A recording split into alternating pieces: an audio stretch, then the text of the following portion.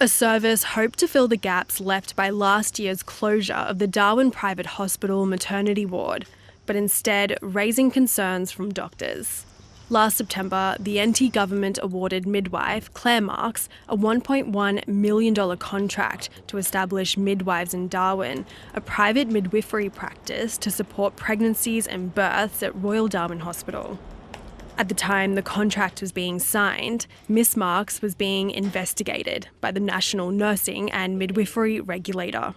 In November, the regulator imposed a number of conditions on her registration, including that she must not practice without supervision and engage an approved mentor to address her management of care.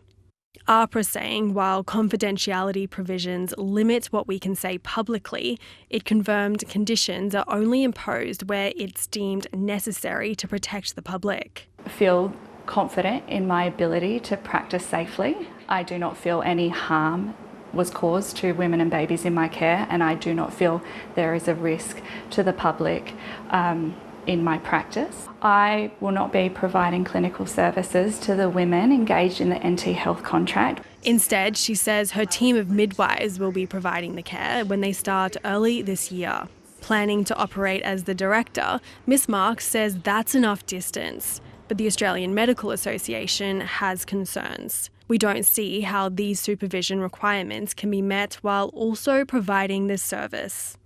The NT government's health department declined to answer whether it was aware Miss Marks was under investigation at the time the contract was being signed, or why it's proceeding. And a spokesperson for NT Health said the details of the procurement process and existing contract remain commercial in confidence.